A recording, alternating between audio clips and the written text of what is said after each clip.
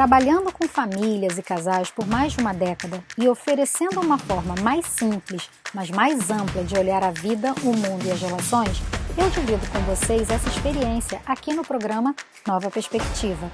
Eu sou Dani Bastos. Oi, bem-vindos ao Nova Perspectiva. Hoje a gente vai falar sobre uma frase que eu gosto muito, que é a palavra ensina, mas o exemplo arrasta, que é sobre a coerência e a consistência na forma de educar. A gente sabe que os filhos são pequenas esponjinhas observando e absorvendo tudo aquilo que a gente faz e como a gente lida com o nosso dia a dia. Então é muito comum a gente perceber que os pequenos replicam as nossas atitudes, mesmo aquelas que não são as mais adequadas, no ambiente escolar, no ambiente do playground, da brincadeira. Eles representam aquilo que eles veem e que eles consideram, obviamente, como certo. Se os pais fazem, está autorizado. Então, a importância da gente tomar consciência das nossas atitudes, porque quando eu falo tomar consciência, é porque a gente opera mais de 90% do tempo no piloto automático. A gente vai reagindo às situações. Então, a gente não tem um dia, se a gente não colocar essa consciência, trazer o que em inglês a gente chama de mindfulness, que é essa presença de estar ali no momento presente, prestando atenção, atento. A gente se programa para não ser programado. Então a gente vai programar o nosso dia, a gente vai orientar o nosso dia para que a gente saia desse programa no piloto automático e a gente consiga estar no volante da nossa própria vida. Por que que isso é muito importante? Porque as crianças, elas são muito reativas e elas copiam aquilo tudo que elas veem. Então, tudo aquilo que você fala, a criança não tem muito um senso de humor para saber que aquele tom que você falou foi uma brincadeira, foi um tom jocoso. Ela não percebe esse tipo de nuance, porque ainda não está no repertório dela. Não está no repertório emocional, não está no repertório psicológico, não está no repertório verbal. Então, é muito comum a gente ver crianças repetindo falas completamente fora do contexto, que num ambiente familiar seria seguro e tranquilo, mas num ambiente do lado de fora, julgado por pessoas estranhas, pode parecer hostil e às vezes até leviano.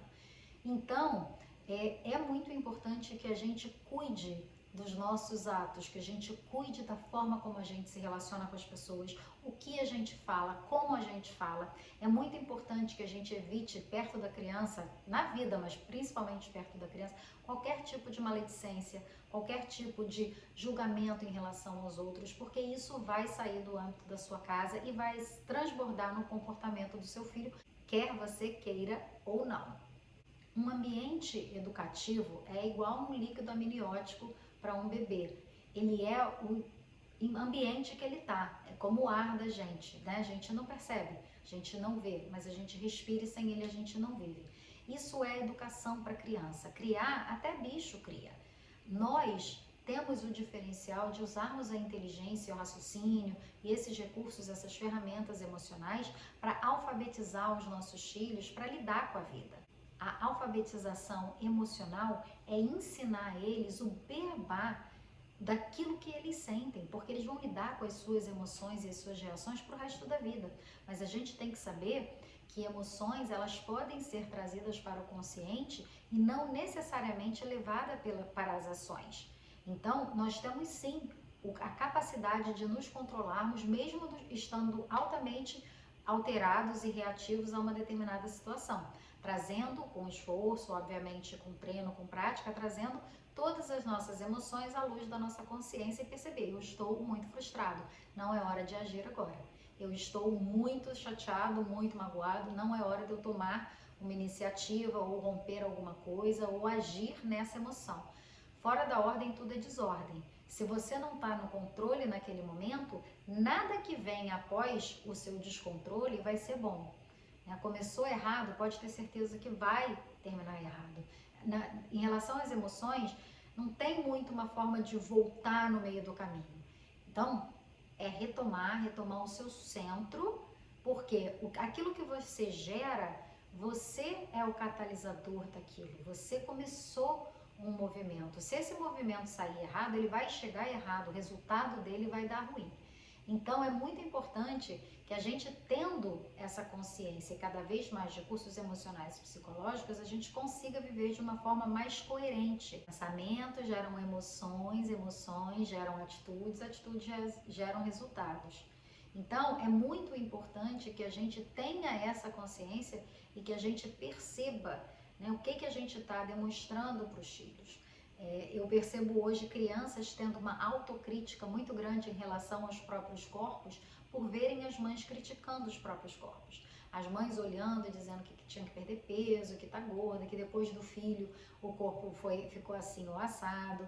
Imagina você, sendo uma criança, ouvindo a sua mãe dizer que por causa da gravidez daquele seu filho, ela tá se sentindo feia, se amando menos. Você tem ideia do que isso gera no seu filho? Eu fui o causador da, entre aspas, ruína do corpo da minha mãe.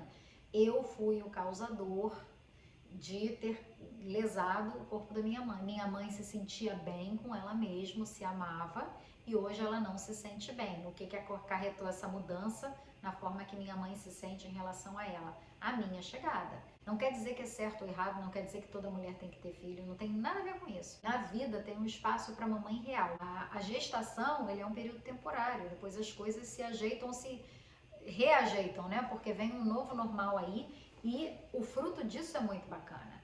Agora, é muito importante que as pessoas estejam preparadas, mas é muito importante também que a gente saiba como colocar isso na frente das crianças. Esse tipo de conversa, esse tipo de acolhimento é muito importante para a mãe. Então, mamães, falem sim, falam sobre aquilo que te incomoda, falem sobre todas as mudanças, mas na frente dos seus filhos, a gente tem que pensar o que pode estar, que sementinhas que estão sendo lançadas ali e que podem criar raízes profundas e super fortes, muito difíceis de depois serem arrancadas, porque essas associações feitas num período de muita imaturidade e inconsciência, elas ficam às vezes muito inacessíveis no futuro. Toda essa questão da maternidade, ela é muito ampla, né? E ela é muito diversa, porque cada indivíduo é um. Nós temos que também, como mãe, se você tem mais de um filho, sermos mães diferentes, porque cada criança tem uma necessidade diferente. E nem todo mundo tem esse repertório, nem todo mundo tem essa pluralidade, inclusive de percepção, de que não é o meu jeito, é como essa criança precisa ser parentalizada. O porquê que eu sempre estresso nessa situação? Porque é muito importante que os pais entendam que a natureza das crianças podem ser muito diferentes. Então, tem filho que tem uma tendência mais expansiva e que pode até correr mais riscos. Essa criança, ela vai precisar, em algum momento, ser contida. E tem outras crianças com menos iniciativa própria, com menos impulsão, que ela vai ter que ser impulsionada em determinado momento. Então, para uma criança muito indecisa, se você dá muita liberdade, ela não consegue sair do lugar. Então, é muito importante a maturidade dos pais no parentalizar, porque quando você dá essa estrutura para a criança, que é exatamente aquilo que ela precisa, você identifica, não, minha filha não está se desenvolvendo, meu filho está sem impulsão, eu preciso forçar uma barra, eu preciso dar um incentivo maior. Esse aqui já tem muita impulsão, ele quer ir para tudo, ele tem muito pouco medo dos riscos.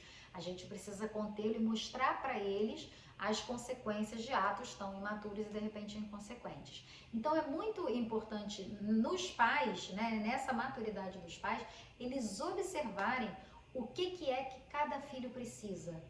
Nós, como pessoas, nós precisamos de coisas muito diversas, muito diferentes. O que me faz feliz, provavelmente não faz você feliz. Cada um tem que saber o que é importante para você. Mas a função do pai e da mãe é conhecer os filhos para saber o que cada um realmente precisa.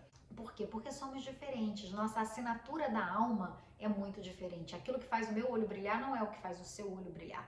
Então, é muito importante que você dê liberdade ao seu filho dele se reconhecer. Ele não vai ser feliz fora da verdade dele. Não tem como a gente impor a nossa forma de ser para um filho. Eu vejo muita criança, muito adolescente se perdendo e criando um embate muito forte com os pais, e às vezes há uma negação desses pais em olhar esse filho como ele é e tentar moldá-lo à sua forma, imagem e semelhança. Eu falo que é a imagem e semelhança de Deus, foi assim que ele criou o homem, e não a imagem e semelhança dos pais. É muito importante que a gente autorize os nossos filhos, porque assim eles vão se sentir bom o suficiente. Imagina a vida inteira as pessoas olhando para você e dizendo: nossa, tem alguma coisa de errado com essa criança. Se ele tivesse assim, se ele fosse assim, se ele fosse assado, talvez fosse melhor. Se ele fosse mais parecido comigo, se ele fosse mais assim ou mais assado, isso está comunicando para a criança que o que ele é não é o suficiente. Que a forma dele ser não é agradável e não é aceitável. E isso causa uma dissociação cognitiva muito grande entre aquilo que você é e aquilo que você deve parecer ser para agradar o próximo. Então, observem esse tipo de tendência que às vezes a gente tem um comentário que a criança recebe como crítica. Troque esses comentários e essas críticas por perguntas. Se a criança teve um comportamento que você não concorda, que você acha que não vai ter um bom resultado, pergunta: por que você fez isso? O que você acha se você fizesse dessa forma? Oferece uma alternativa, mas não antes da pergunta. Primeiro pergunta. A pergunta, ela expande, ela amplia, ela começa um diálogo. Uma afirmação, ela finaliza, ela termina, ela não abre esse espaço. Então, quando você impõe algo para o seu filho, quando você já dá a resposta para ele, você tira dele a capacidade de pensar por si mesmo. Você tira dele a capacidade de formular as próprias ideias e de raciocinar. Talvez ele, mesmo na imaturidade, mesmo na inocência, ele tenha uma solução às vezes melhor do que a sua. Talvez do ponto de vista dele, da perspectiva dele, aquilo que ele está fazendo faz muito sentido. Mas você, de uma perspectiva adulta, você não conseguiu compreender daquela forma. Então, muitas vezes, os nossos filhos têm as soluções para os próprios problemas. Muitas vezes, eles têm as respostas para as suas próprias questões. Então, é muito importante que a gente dê esse tempo para a criança, para que ele se sinta validado, para que ele se sinta amado, para que ele se sinta respeitado, mas principalmente para que ele se sinta suficiente. Hoje eu vou ficando por aqui, até o próximo Nova Perspectiva.